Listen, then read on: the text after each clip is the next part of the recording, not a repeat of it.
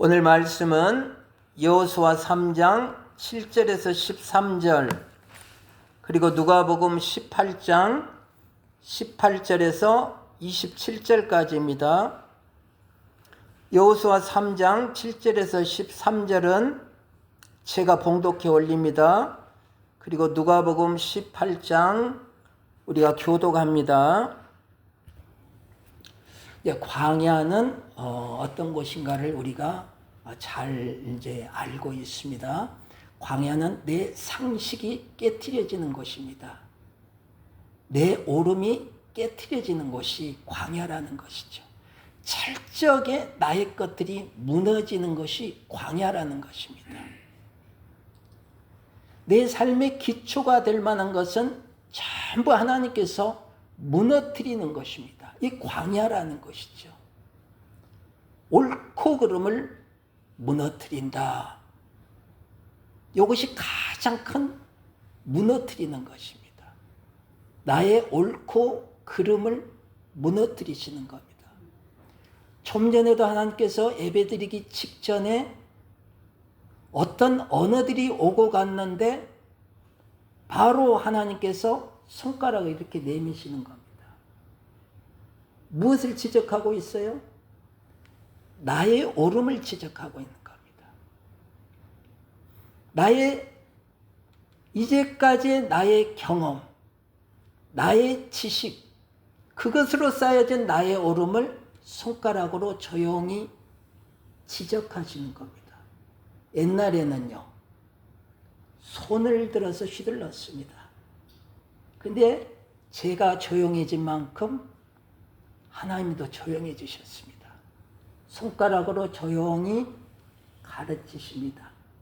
그게 네 옳음이다. 그것을 나는 광야에서 파괴하겠다. 깜짝 놀라죠. 순간이지만 몇 초 동안의 대화 속에서 하나님이 바로 나의 옳음을 지적해 내시는 겁니다. 이것이 광야라는 것입니다. 아브라함에게 하나님께서 이 광야를 허락하신 겁니다. 얘야, 네 아비 친척, 너의 모든 집, 그 다 떠나라. 너의 기반이 될 만한 모든 것, 너의 유익이 될 만한 모든 것을 다 내려놓고 떠나라. 왜 떠나라고 했어요? 그것들은 세상 질서 속에서 만들어진 것이기 때문입니다. 세상 질서라는 것은 모두 결국에는 쇠하여지고 없어지는 것이라는 거죠.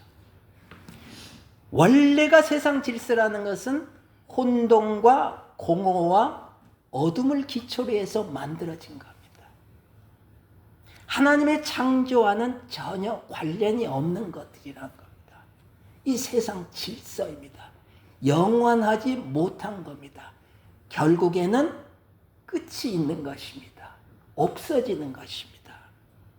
영원하려면 하나님의 질서, 창조 질서를 그 기초로 해서 세워놓는 겁니다. 광야는 이 창조 질서를 배우는 것이다. 그래서 전주에 그랬죠. 광야의 삶에서는 가르치지 말아라. 이것은 가르치는 것이 아니다. 배우는 것이다. 배우는 것. 그런데 저는 좀 전에 가르치려고 했죠. 하나님이 만들어 놓으신 광야를 한순간 내 스스로가 벗어나는 겁니다. 아름답게 만들어 놓은 광야가 한순간 내 삶의 인생에서 사라져버린 겁니다. 무시무시한 삶, 살얼음판의 삶이라는 것입니다. 이 광야입니다. 아무리 하나님이 이 광야를 만들어 놨어도 이걸 바라보지 못하면 우리는 한순간 이 광야를 제쳐버리고 다시 세상 삶으로 들어가 버리는 겁니다. 그러면 옛날과 똑같은 삶이 되죠. 항상 나는 나의 옳음으로 살게 되는 거죠. 영원하려면 하나님의 질서 속으로 들어가야 된다는 거죠. 이것이 기초가 되어야 한다는 거죠. 옛것에서 벗어나는 거죠. 새로운 질서, 무엇? 영생. 영생을 배우는 것이 바로 이 광야라는 겁니다. 너무 중요합니다. 광야는 하나님의 영생을 배우는 겁니다. 내 삶이 하나님의 삶 속으로 들어가는 겁니다. 영생의 삶, 끝이 없는 삶, 영원한 삶, 생명이 자라나는 삶, 이 삶 속으로 들어가는 것을 배우는 것이 광야라는 거죠. 근데 우리는 이 영생이라는 것을 듣기는 너무 많이 들었습니다, 그동안.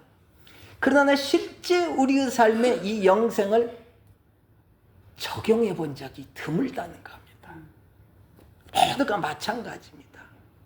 너무도 잘 아는 영생, 많이 들은 영생인데 내 삶에 적용하는 방법을 우리는 그동안에 몰랐던 겁니다. 만약에 우리가 일찍부터 이 영생을 적용하는 방법을 알았더라면 우리의 삶은 훨씬 더 아름다워진 삶이 됐을 거죠. 몰라서 못한 겁니다. 그러니 이제 조금씩 우리가 알아가는 겁니다. 알아서 우리가 알게 된 그 영생의 삶을 조금씩 배워서 내 삶이 영생의 삶을 살아내는 아름다운 그 삶이 되는 겁니다. 아직까지 우리는 알고 있는 이 영생이었지만 우리의 삶에 적용을 해보지 않았기 때문에 영생의 삶이라는 것은 전혀 우리의 삶에서 준비가 되지 않았다. 그럼에도 불구하고 우리는 알고 있기에 우리는 잘 준비해 놓았다, 이렇게 착각에 빠지는 겁니다. 그것이 바로 오늘 누가복음에 나와 있는 이 부자 관리 이야기라는 거죠. 영생을 이야기하고 있는 겁니다. 무엇을 잘했니 못했니를 따지고 있는 것이 아닙니다. 하나님의 말씀은 모든 자들에게 복음이 되는 겁니다. 부자 관리에게 복음이 되는 겁니다. 그러니 우리는 이 시간에 어느 자리에 서 있어야 돼요? 우리는 옛날에 이 장면을 보면서 아이고 부자 관리 왜 저래, 저 좋으신 예수님 말씀을 들어야지. 우리는 나의 오름을 가지고 부자 관리를 지적질했습니다. 그런데 이제는요, 광야가 무엇인가를 깨달았잖아요. 배우는 곳이라는 것을 알았잖아요. 아하, 내가 부자 관리였구나. 부자 관리가 있는 바로 그 자리가 내 자리라는 것을 깨닫는 거죠. 내가 부자 관리가 되는 겁니다. 영생을 나는 잘 준비했다고 생각한 거죠. 부자 관리죠. 우리 모두가 그렇게 살아온 겁니다. 선생님, 저는 어려서부터 율법을 잘 지켰습니다.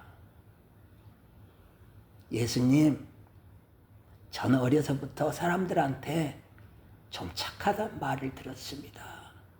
이 부자 관리라는 거죠. 똑같아요. 저는 좀 빈틈없이 살려고 애를 쓰긴 썼습니다. 예.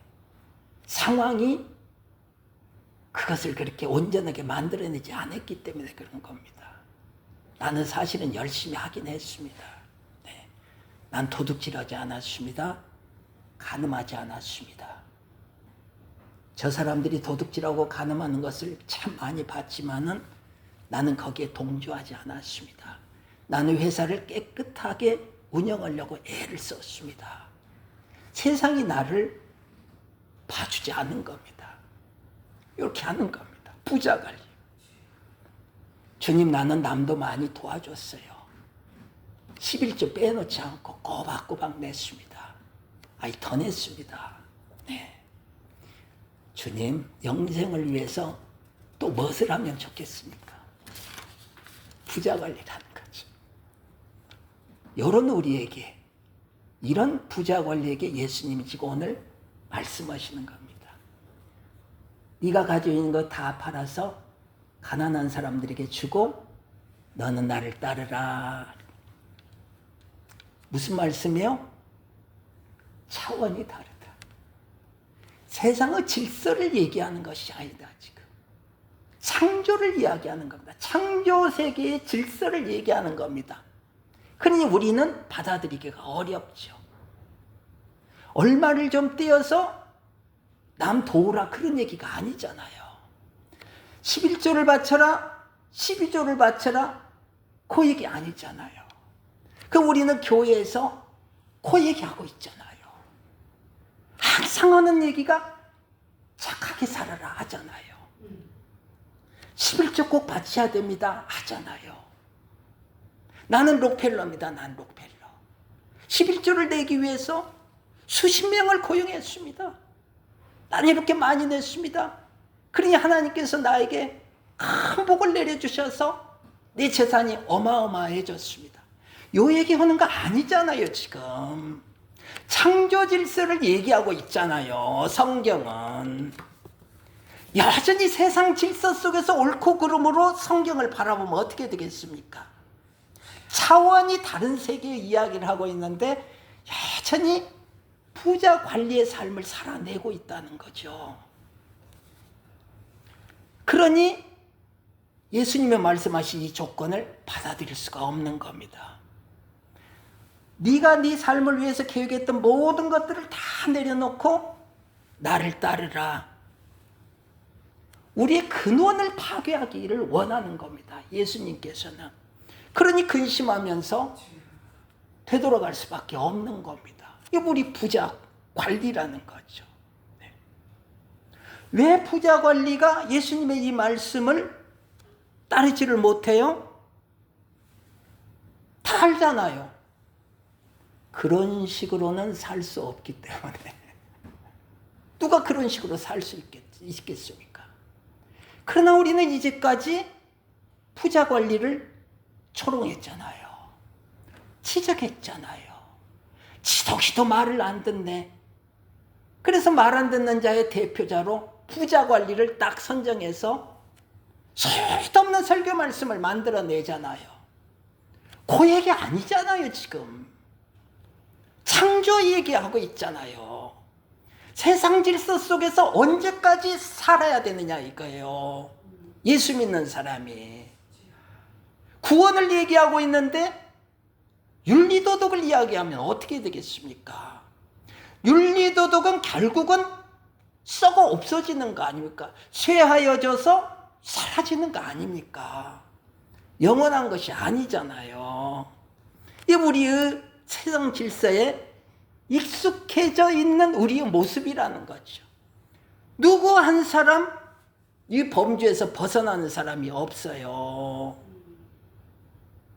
다 마찬가지입니다. 그래서 가룟 유다가 배신한 겁니다. 가룟 유다만 배신했어요? 베드로도 똑같이 배신한 겁니다. 베드로만 배신했어요?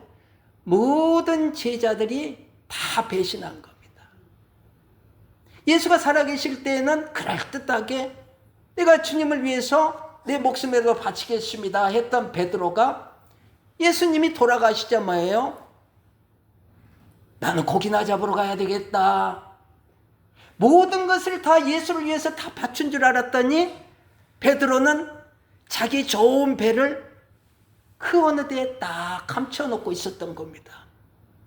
나 그 배 다시 찾아서 고기 잡아서 먹고 살아야 되겠다. 이 우리라는 거예요. 요 범주를 그 누구도 벗어날 수가 없어요. 그런데 우리가 부자 관리를 놓고서 지적질을 하고 있으면 어떻게 되느냐 이거예요. 가르치는 곳이 아니다. 배우는 곳이다. 내가 부자 관리가 되어서 배우는 겁니다. 이렇게 부자 관리가 되어서 배우려고 할 때에 주님이 말씀하시는 겁니다. 이르시되 무릇 사람이 할 수 없는 것을 하나님만 하실 수 있느니라. 창조 세계라는 것은 네가 주체가 되는 것이 아니야. 하나님이 주체가 되는 것이야. 네 믿음으로 살아가는 것이 창조 세계가 아니야. 하나님의 믿음이 그 세계를 살아가게 만들어내는 거야. 하나님의 믿음이 네 삶을 영생의 삶으로 끌고 가는 거야. 네가 젊었을 때는 띠띠고 네가 원하는 것으로 갔지만은 창조 질서가 적용되는 이 광야의 삶 속에서는 이제 남이 내게 띄우고 네가 원하지 않는 곳으로 끌고 가. 무엇이 끌고 가요? 성령이요. 하나님의 믿음이. 하나님의 믿음이 우리를 끌고 가는 겁니다. 어디로요? 영생의 길로. 그런데 이 믿음은, 이 하나님의 믿음은 내 육체가 깨진 그 자리에서 믿음의 씨가 싹이 튼다는 거죠. 놀라운 일입니다. 그냥 하나님이 이 하나님의 믿음을 우리에게 주면 얼마나 좋겠습니까? 그런데 하나님은 이 믿음이라는 씨만 주는 겁니다. 싹이 트지 않았어요. 죽은 것과 같아요. 그래서 내 안에 하나님의 믿음이 자리만 잡고 있는 겁니다. 언제 이 믿음의 씨가 싹을 터요? 내 육체가 깨질 때. 그래서 하나님이 이 광야에서 계속 우리가 육체를 깨트리기를 원하시는 거예요. 왜요? 하나님의 믿음이 싹을 트게 하기 위해서. 부자 관리 보세요. 육체가 깨어지지 않았잖아요. 우리가 육체가 깨어지지 않았어요. 오히려 이 육체가 아름답게 치장이 되어 있잖아요. 우리의 육체도 아름답게 치장이 되어 있어요. 어떻게 해요? 아, 저는 율법 잘 지켰습니다. 남도 많이 도와줬습니다. 11조 잘 냈습니다. 그곳으로 내 육체를 지금 치장하고 있잖아요. 멋지게 보이잖아요. 얼마나 멋져요.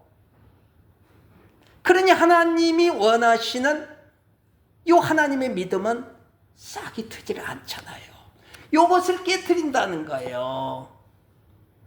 이렇게 깨어지지 않는 육체는 창조 질서 속에서는 살 수가 없는 거죠. 상식이 깨어져야 된다는 거죠.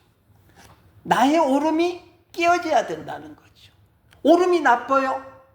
너무 좋은 거예요. 아름다운 것이에요. 그런데 이 아름다운 나의 오름이 깨어져야 된다는 거죠. 그러니 이해하기가 어려운 거예요. 이 창조의 질서 세계를 설명한다는 것은.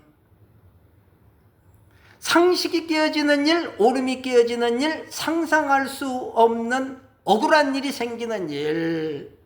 억울한 일이 생기는 사회라는 것이 좋은 사회, 나쁜 사회예요. 아주 나쁜 사회죠.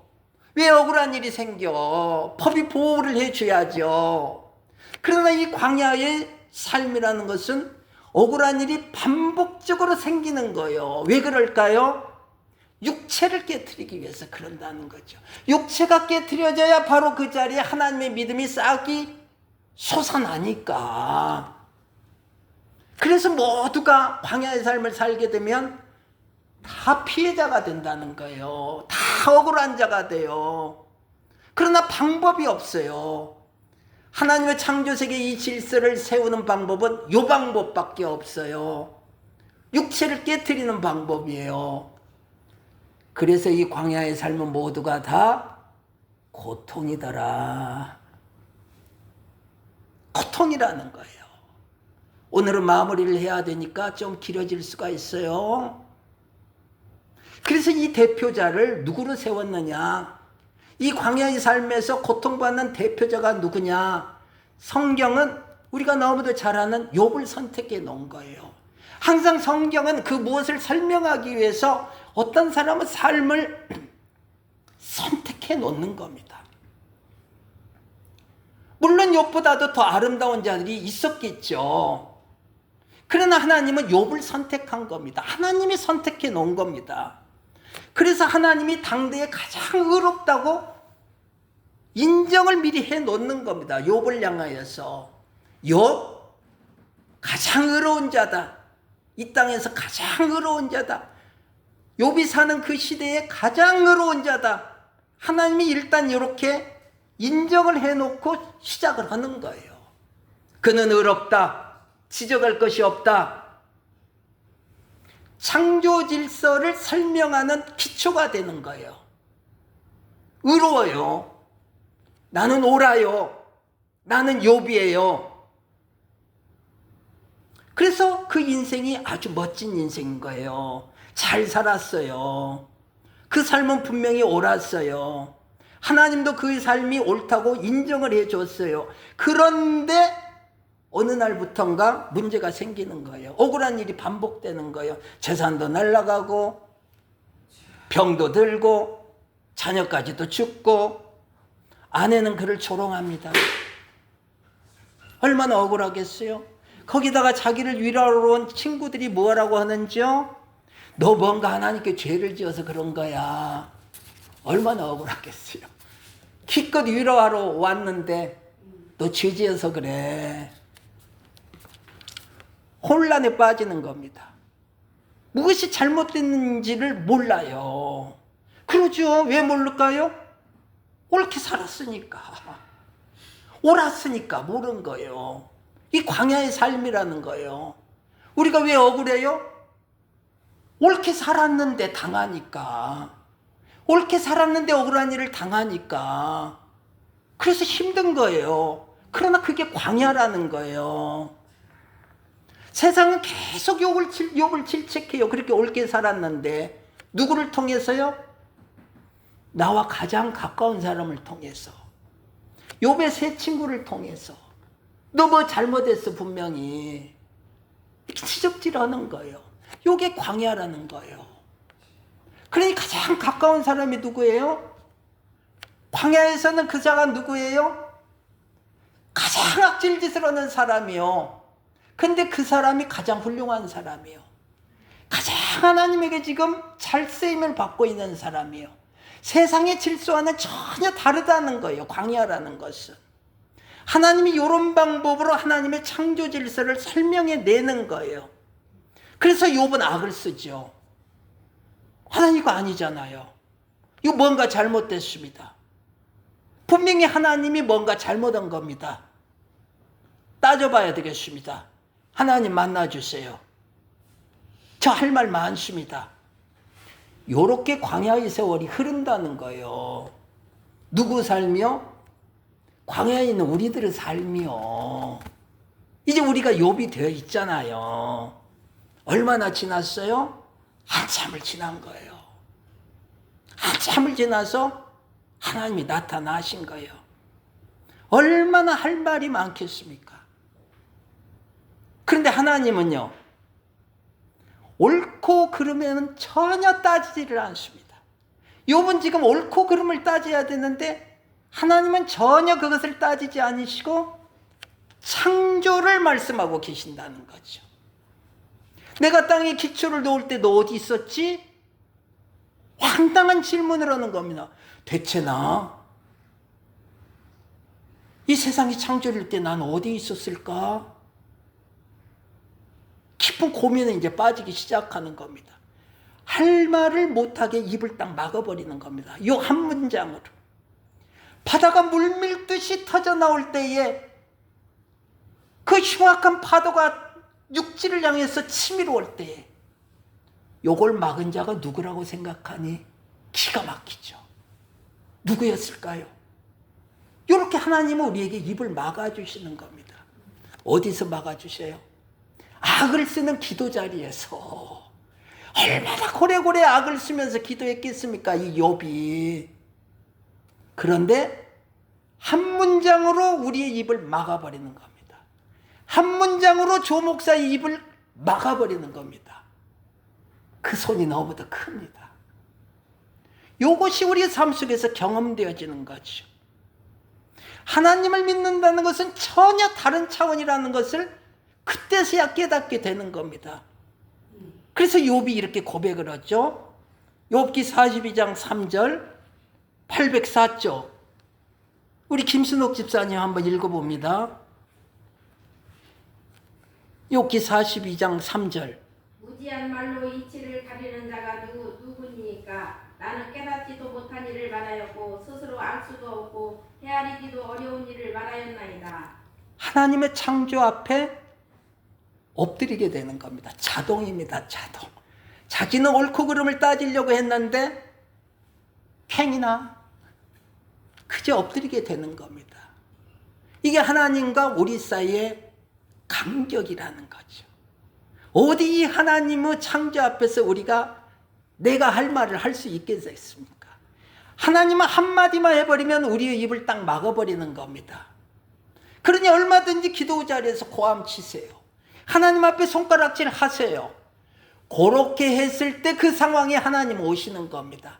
한 방에 해결을 해버리는 겁니다. 네. 하나님, 무지한 저는 그동안 옳고 그름을 따지면서 살아왔습니다. 이것은 옳고 저것은 그르고 난 하나님의 세계를 다 알고 있는 것처럼, 모든 것들을, 모든 이치를 다 알고 있는 것처럼 그렇게 살아왔습니다. 설쳐된 겁니다, 하나님. 이렇게 해서 욥의 육체가 깨어지는 겁니다. 광야가 우리에게 요구하시는 것은 뭐야? 육체가 깨어짐이라는 거죠.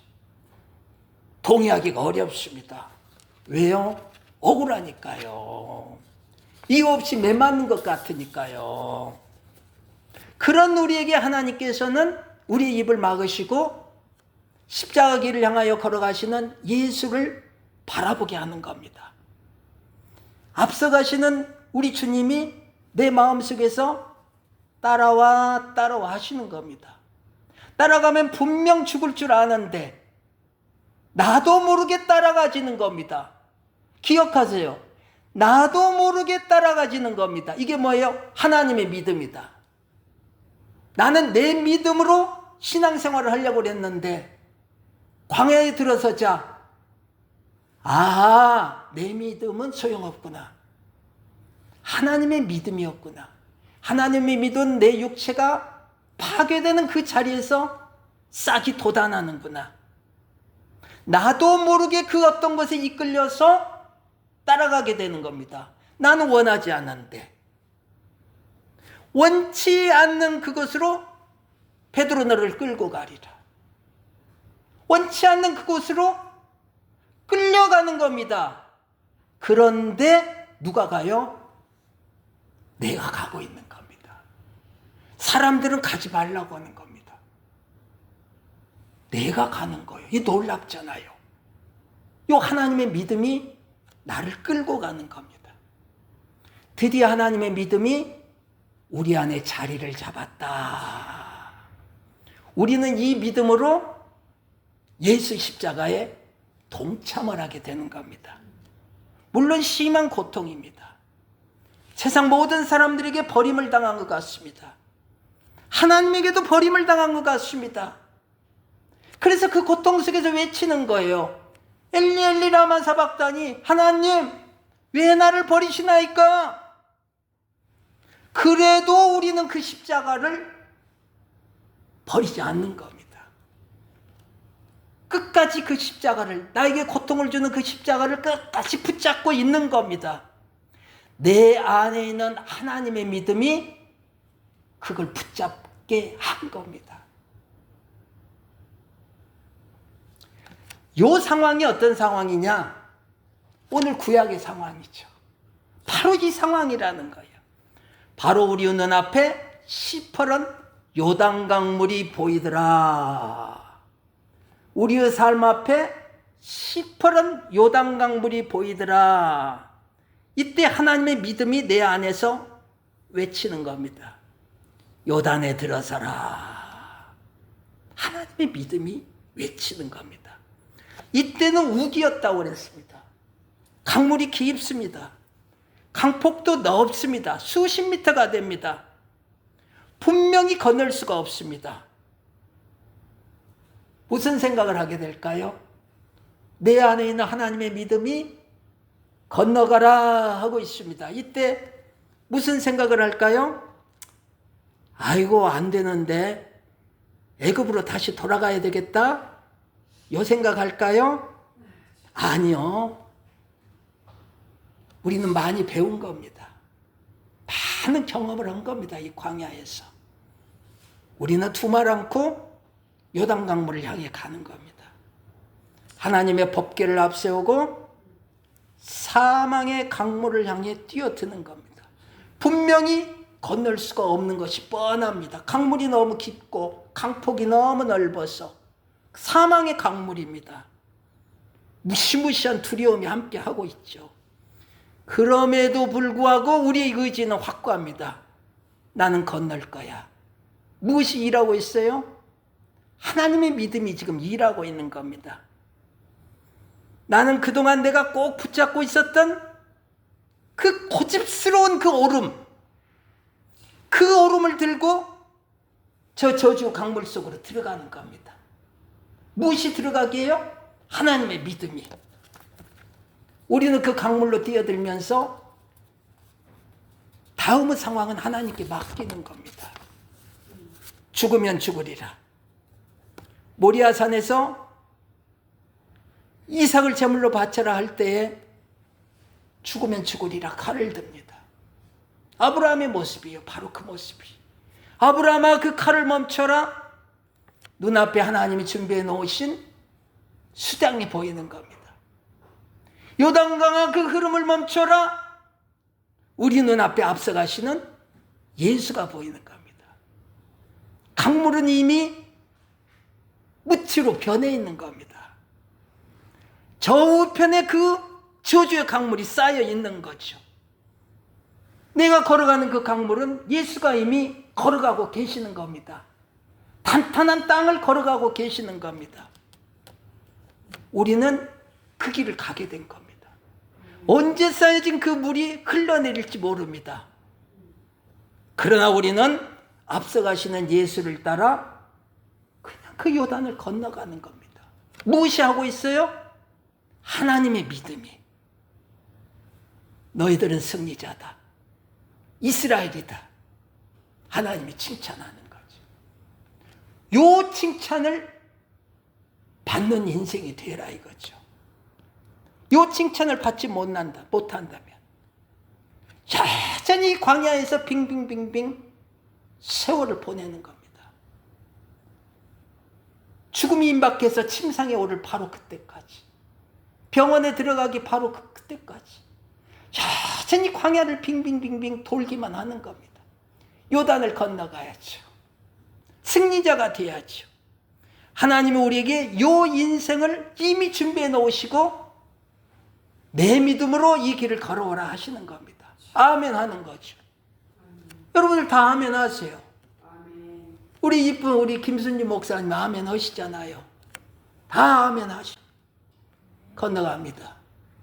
우리 주 예수 그리스도가 우리에게 허락하신 하나님의 믿음으로 나는 그 믿음에 붙잡혀 이 요단강을 건너갑니다.